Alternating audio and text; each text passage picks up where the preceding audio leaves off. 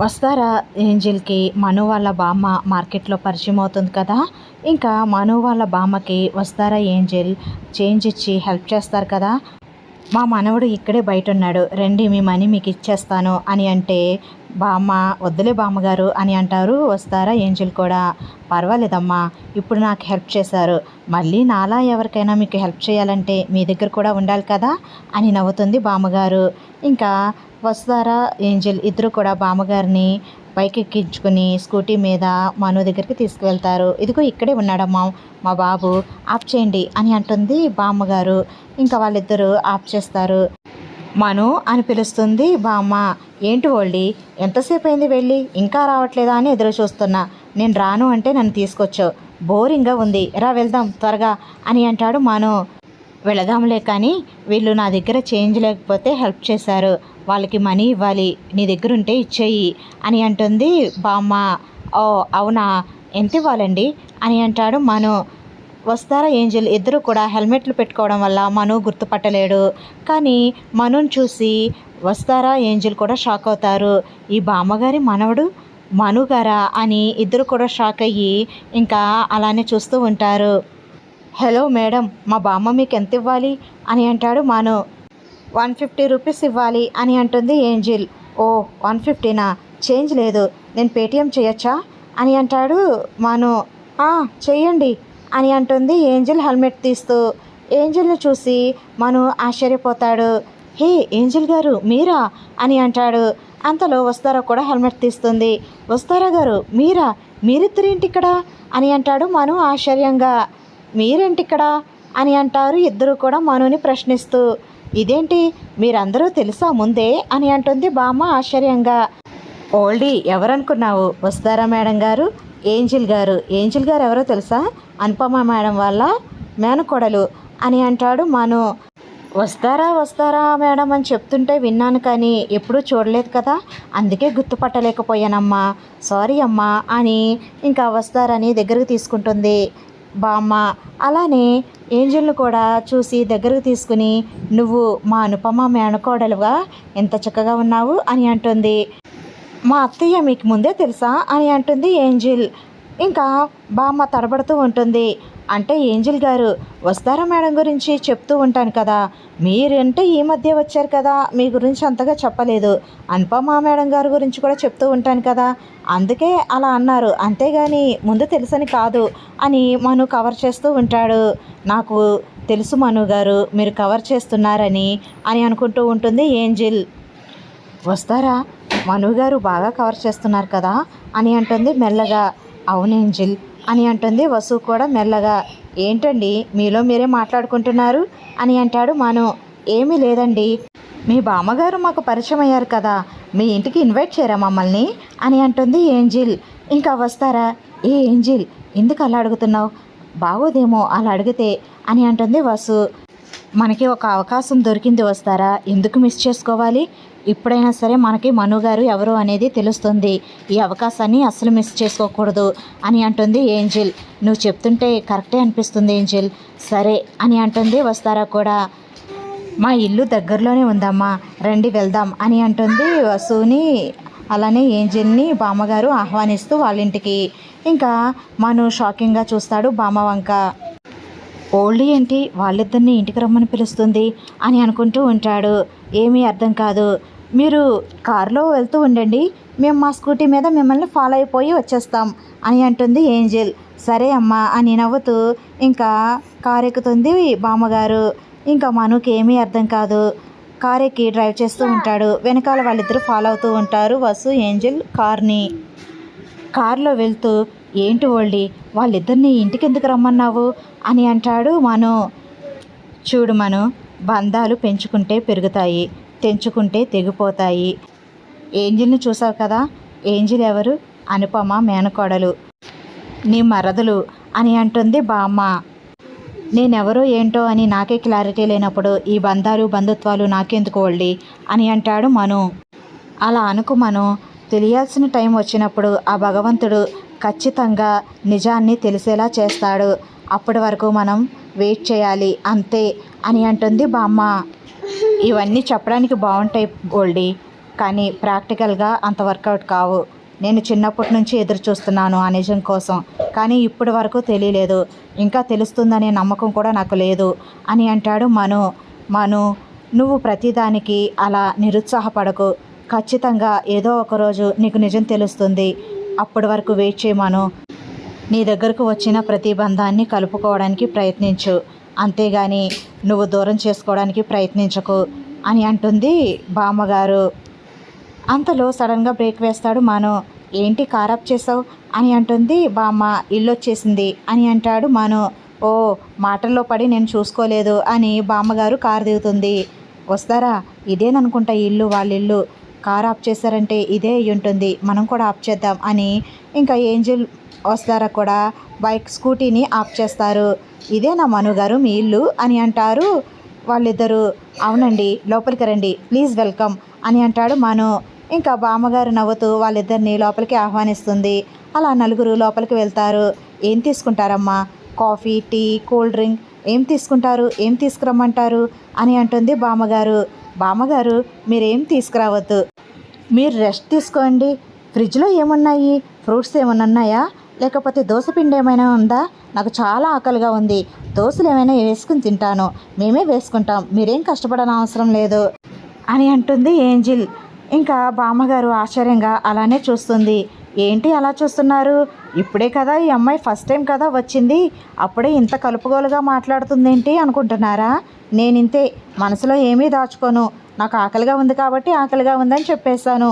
చెప్పండి, ఏమేమి ఉన్నాయి ఫ్రిడ్జ్లో? ఏమైనా దోశలు వేసుకోవచ్చా, లేకపోతే ఫ్రూట్స్తో అడ్జస్ట్ అయిపోవాలా అని అంటుంది నవ్వుతూ.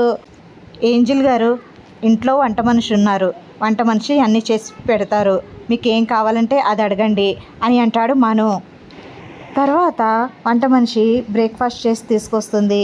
ఇంకా ఏంజిల్ చాలా ఆకలిగా ఉంది కాబట్టి ఆతృతగా తింటూ ఉంటుంది. అలా ఏంజిల్ తింటూ ఉంటే బామ్మగారు నవ్వుకుంటూ ఉంటారు, మను కూడా నవ్వుకుంటూ ఉంటాడు. ఏంటి అలా చూస్తున్నారు?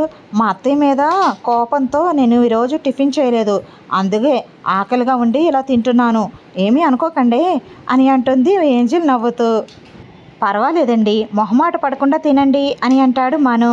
ఇంకా బామ్మగారు, అమ్మ వస్తారా, నీ గురించి చాలా గొప్పగా విన్నాను నేను.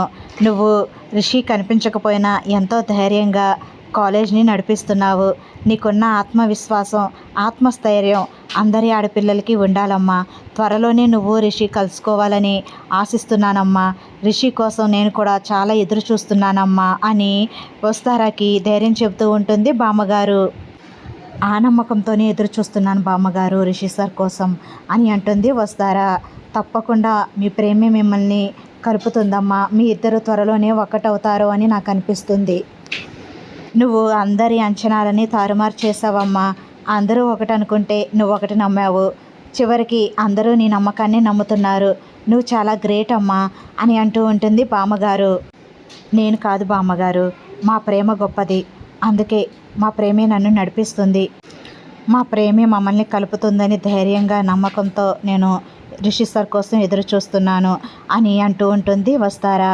ఇంకా వసుని చూసి బామ్మగారు చాలా సంతోషాన్ని వ్యక్తం చేస్తూ ఉంటుంది. ఏంజిల్ బ్రేక్ఫాస్ట్ చేసేసిన తర్వాత బామ్మగారు, మీ ఇల్లు మొత్తం చూపిస్తారా అని అంటుంది. సరే అమ్మా, రండి వెళ్దాం అని బామ్మగారు ఇంకా ఇల్లు మొత్తం చూపిస్తూ ఉంటారు. ఏంజిల్, ఇప్పుడు ఎందుకు ఇవన్నీ అవసరమా మనకి అని అంటుంది వస్తారా. అవసరమే వస్తారా, ఇప్పుడు మనం మనుగారు లేకుండా బామ్మని నిజం అడిగి తెలుసుకోవాలి, ఇదే నా ప్లాన్ అని అంటుంది ఏంజిల్. కానీ బామ్మగారు చెప్తారంటావా అని అంటుంది వస్తారా. చెప్పేలా చేద్దాము అని అంటుంది ఏంజిల్. ఏంటమ్మా మీలో మీరే మాట్లాడుకుంటున్నారు అని అంటుంది బామ్మ. ఏమీ లేదు బామ్మగారు, మా వస్తారా అంటుంది, ఇప్పుడు ఎందుకు ఏంజిల్ ఈ ఇల్లు మొత్తం చూడడం, తర్వాత ఎప్పుడైనా వచ్చినప్పుడు చూడొచ్చు కదా అని అంటుంది. నేనేమో ఇప్పుడే కదా ఫుల్గా తిన్నాను, తిన్నది అరిగే వరకైనా సరే కొంచెం తిరగాలి కదా, చూద్దాము అంటున్నాను అని నవ్వుతూ ఉంటుంది ఏంజిల్. ఇంకా బామ్మగారు కూడా నవ్వుతూ, నువ్వు భలే చలాకీగా ఉన్నావమ్మా అని అంటుంది. అలా రూమ్స్ అన్నీ చూపిస్తూ ఇంకా మను రూమ్ దగ్గరికి వెళ్ళి, ఇది మను రూమ్ అమ్మ అని అంటుంది.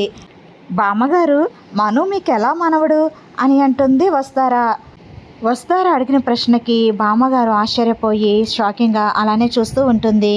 అంటే బామ్మగారు మా వసు ఉద్దేశం ఏమిటంటే మీ అమ్మాయి కొడుకా అబ్బాయి కొడుకా అని అని అంటుంది ఏంజిల్. అది అది అని తడబడుతూ ఉంటుంది బామ్మ. ఏంటి బామ్మ మీరు కూడా తడబడుతున్నారు, అసలు ఏం జరిగింది బామ్మ, ప్లీజ్ బామ్మ నిజం చెప్పండి బామ్మ అని అంటుంది వస్తారా. ఏం నిజమమ్మా అని అంటుంది బామ్మ. ఏం నిజమో మీకు తెలుసు కదా బామ్మ అని అంటుంది ఏంజిల్. నువ్వు దేని గురించి మాట్లాడుతున్నావు ఏంజిల్, మీ ఇద్దరు దేని గురించి మాట్లాడుతున్నారు అని అంటుంది బామ్మ. మేమిద్దరం ఒకే విషయం గురించి మాట్లాడుతున్నాము అని అంటుంది ఏంజిల్.